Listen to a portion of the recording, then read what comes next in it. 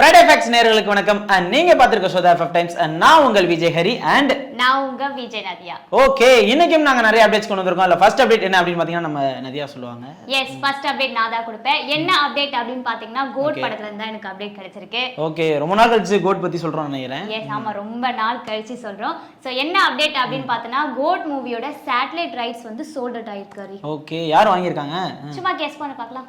யார் இந்த Sun TV அவங்க தான் வழக்கம் போல வாங்குவாங்க இல்லையா? இல்ல, அவங்க வாங்கல. யார் வாங்கியிருக்காங்க அப்படின்னு பாத்தீங்கன்னா ஜி நெட்வொர்க் வந்து வாங்கியிருக்காங்க. ஓகே, எவ்வளவு அமௌண்ட் கொடுத்து வாங்கியிருக்காங்க தெரியுமா? 93 crores கொடுத்து வாங்கியிருக்காங்க. இதுதான் ஹையஸ்ட் அப்படின்ற மாதிரி இருக்கும்னு நினைக்கிறேன். எஸ், கண்டிப்பா. நீயே பாரு, ரைட்ஸ் 93 crores அப்படினா படம் வெளி வந்து பாக்ஸ் ஆபீஸ் கலெக்ஷன்ல எப்படி இருக்கும்? பயங்கரமா இருக்கும் அப்படின்ற மாதிரி அச்சிக்கவே இதை விட தாண்டிடும் தான் நான் சொல்லுவேன் நானே. சோ பொறுத்து வந்து பார்க்கலாம் கோட் மூவி வெளியே வந்து எவ்வளவு கலெக்ஷன் கொடுக்க போகுது அப்படின்றது. ஓகே, கோட் படத்துல இருந்து நான் அப்டேட் சொல்லியாச்சு. அடுத்த அப்டேட் ஹரி நீங்க சொல்லுங்க. ஓகே, இப்போ அடுத்த அப்டேட் யாரை பத்தி என்ன அப்படின்னு பாத்தீங்கன்னா நம்ம ரன்பீர் கபூர் அவரை பத்தின ஒரு அப்டேட் தான். என்ன அப்படின்னு பாத்தீங்கன்னா அவர் வந்து ராமாயணா அப்படின்ற ஒரு படம் பண்றாரு இல்லையா? அதுல கூட நம்ம சாய் பல்லவி, யாஷ் அவங்கலாம் நடிக்கிறாங்க. ஏற்கனவே தெரிஞ்ச விஷயம் தான். இப்போ அதுல என்ன சுவாரஸ்யமான தகவல் அப்படின்னு பாத்தீங்கன்னா வெஸ்ட் வேர்ல்ட் அப்படின்னு சொல்லிட்டு ஹாலிவுட்ல ஒரு பயங்கரமான சீரிஸ் இருக்கு.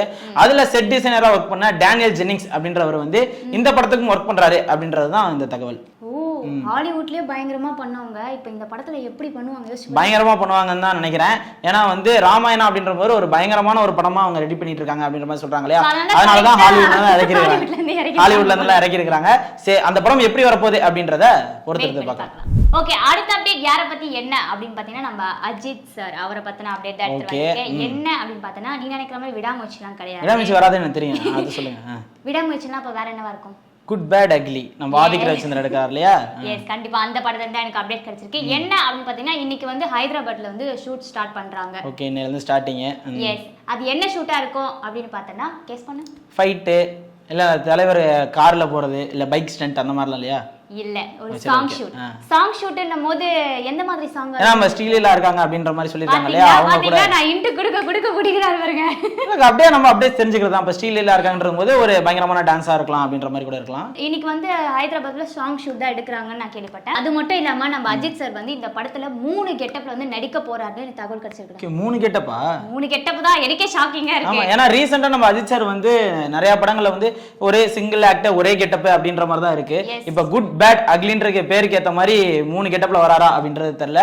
அதே மாதிரி நம்ம ஆதிக்கும் வந்து நம்ம அஜித் சார் வந்து எப்படி காட்ட போறாரு அப்படின்றதும் வந்து ஒரு எதிர்பார்ப்புல இருக்கு அப்படின்னு சொல்லலாம். கண்டிப்பா இந்த ஒரு விஷயம் வந்து நம்ம அஜித் சாரோட ரசிகர்களுக்கு வந்து ஒரு பயங்கர ஒரு ட்ரீட்டா இருக்கும்னு நினைக்கிறேன். சோ வந்து வெயிட் பண்ணி பாருங்க மக்களே, குட் பேட் அக்லி வந்து எப்படி வரப்போகுது அப்படின்றது. ஓகே, இப்போ அடுத்த அப்டேட் யாரை பத்தி என்ன அப்படின்னு பாத்தீங்கன்னா நம்ம தமிழக வெற்றி கழகத்துல இருந்தா ஒரு அப்டேட் வந்திருக்குது. நம்ம விஜய் சார் பத்தியா? ஆமா, சினிமா அப்டேட்டையும் தாண்டி இதையும் நம்ம கொடுப்போம் அப்படின்ற மாதிரி நம்ம கொண்டு வந்திருக்கிறோம். என்ன அப்படின்னு பாத்தீங்கன்னா இன்னைக்கு வந்து 10th ரிசல்ட் விட்டுருக்காங்க.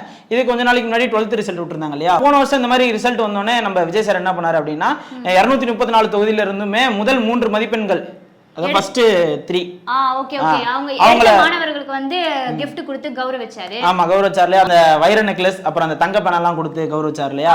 அதே மாதிரி இப்ப நான் வந்து திருப்பி உங்களை வந்து சந்திக்க போறேன், இந்த வருஷம் வந்து மார்க் எடுத்தவங்க எல்லாம் வந்து இன்னொரு மீட்டப் மாதிரி நான் வைக்க போறேன் அப்படின்ற மாதிரி ஒரு அறிக்கை விட்டுருக்காரு. அது மட்டும் இல்லாம அவங்களுக்கு வாழ்த்துக்களும் சொல்லியிருக்காரு. வாவ் வாவ் வாவ், சூப்பர்ல. ஆமா, பயங்கரமா இருக்கும். ஏன்னா வந்து 2026 எலெக்ஷன் வர போறாரு. இந்த மாதிரி விஷயங்கள் தொடர்ச்சியா பண்றதுனால அவருக்கு ஒரு பிளஸ் அப்படின்ற மாதிரி சொல்லலாம். இந்த மீட்டப் எந்த டேட்ல அறிவிக்க போறாரு, எப்ப இந்த கூட்டத்தை போறாரு அப்படின்றத பொறுத்து வந்து பார்க்கலாம். ஓகே, அடுத்த அப்டேட் யாரை பத்தி என்ன அப்படின்னு பாத்தீங்கன்னா இது ஒரு அப்டேட் இல்ல, ஒரு போட்டோ வந்து சோஷியல் மீடியால பயங்கரமா வைரல் ஆயிடுச்சு. எந்த ஹீரோயின் போட்டாங்க? யாரோட போட்டோ பயங்கர வைரல்? எடுத்த உடனே ஹீரோயின் தான் உனக்கு இல்லையா? அப்புறம் யாரோட ஹீரோயின் தவிர வேற எந்த போட்டோவும் வராத சோஷியல் மீடியா? சரி, நான் பார்க்கல, நான் பார்த்து மட்டும் இது மட்டும் தான் பார்த்தேன். சரி, யாரோட போட்டோ வைரலா இருக்குன்னு சொல்லுங்க. யாரோட போட்டோ அப்படின்னு பார்த்தா நம்ம சூப்பர் ஸ்டார், அப்புறம் RDX மூவியோட டைரக்டர் அண்ட் அன்பறிவு மாஸ்டர்ஸ், இவங்க 4 பேர் எடுத்த போட்டோ வந்து வைரல் ஆயிட்டு இருக்கு. அன்பறிவு மாஸ்டர்ஸா?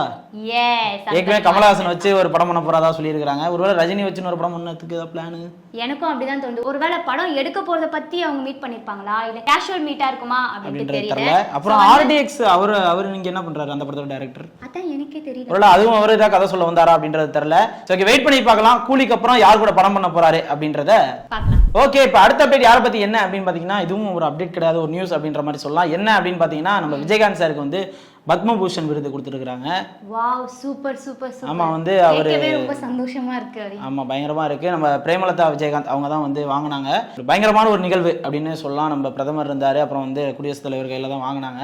இப்போ என்ன அப்படின்னா அவர் உயிரோட இருக்கும்போது சில விஷயங்கள்லாம் நடந்துச்சு. பட் அவர் இறந்ததுக்கு அப்புறமும் ஒரு பயங்கரமான விருது கொடுத்து கவர்மெண்ட் வந்து அவருக்கு ஒரு மரியாதை செலுத்தி இருக்கு. ஆனா ஆக்சுவலி வந்து இந்த விருது வந்து அவர் வாங்கியிருந்தா இன்னும் நல்லா இருந்திருக்கும் தெரியுமா? அந்த கண்கொள்ளா காட்சியை பார்த்திருப்போம். பட் நம்ம மிஸ் பண்ணிட்டோம். பரவாயில்ல, நம்ம பிரேமலதா மேம் வந்து வாங்கியிருக்காங்க. இதுவே ரொம்ப சந்தோஷமா தான் இருக்கு.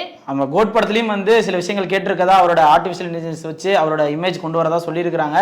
அது வந்தாலும் சந்தோஷம் தான். சரி, ரொம்ப பார்க்கலாம். சந்தோஷமா இருக்கும் மக்களுக்கு. சோ வெயிட் பண்ணி பார்க்கலாம் நம்ம கேப்டன் சார்க்கு இன்னும் என்னென்ன பெருமைகள்லாம் வரப்போகுது அப்படின்றது. ஓகே, நம்ம ஷோட லாஸ்ட் அப்டேட் என்ன அப்படின்னு பாத்தீங்கன்னா ஜீனி அந்த படத்துல நம்ம ஜெயம் ரவி சார் பண்றாரு இல்லையா? பண்றாரு, நமக்கு ஏற்கனவே தெரியும். இப்போ வந்து இந்த படத்துல கிட்டத்தட்ட ஷூட்டிங் எல்லாமே முடிஞ்சிருச்சு. Okay. 2 சாங் மட்டும் தான் பேலன்ஸ் இருக்கு. இந்த சாங் வந்து சென்னையில வந்து பண்ணலாம் அப்படின்னு சொல்லி ஐடியா பண்ணிருக்காங்க. ஓகே, சோ வந்து பார்க்கலாம். அது மட்டும் இல்லாம இந்த படத்தை எப்போ ரிலீஸ் பண்ணலாம் அப்படின்னு பிளான் பண்ணிருக்காங்க அப்படின்னு பாத்தீங்கன்னா ஆகஸ்ட் இல்லைன்னா செப்டம்பர்ல வந்து ரிலீஸ் பண்ணலாம். அதுவும் இந்த இயர்ல பண்ணலாம் அப்படின்னு சொல்லி. ஏன்னா ரொம்ப நாளாவே இந்த படம் வந்து தள்ளி போயிட்டே இருக்கு. எப்ப வரும் அப்படின்ற மாதிரி எல்லாம் கேட்டுட்டு இருக்காங்க. ஏன்னா குட்டி பசங்களுக்கு இது ரொம்ப பிடிக்கும்னு நினைக்கிறேன். ஆமா, மெயினா நம்ம ஜெயம் ரவி சார் கரியர்லயே ஒரு மிகப்பெரிய பட்ஜெட்ல எடுக்கக்கூடிய படம் தான் ஜீனி.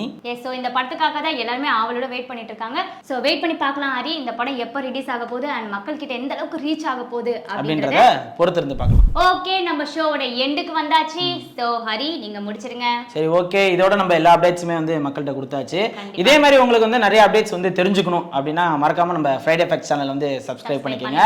அது மட்டும் இல்லாம உங்களுக்கு பிடிச்ச hero and heroines and directors பத்தி தெரிஞ்சுக்கணும் அப்படின்னா மறக்காம வந்து கமெண்ட் செக்ஷன்ல சொல்லுங்க. எங்களால முடிஞ்ச அளவுக்கு அந்த அப்டேட்ஸை சேகரிச்சு கண்டிப்பா வந்து உங்கள்ட்ட கொடுக்குறோம்.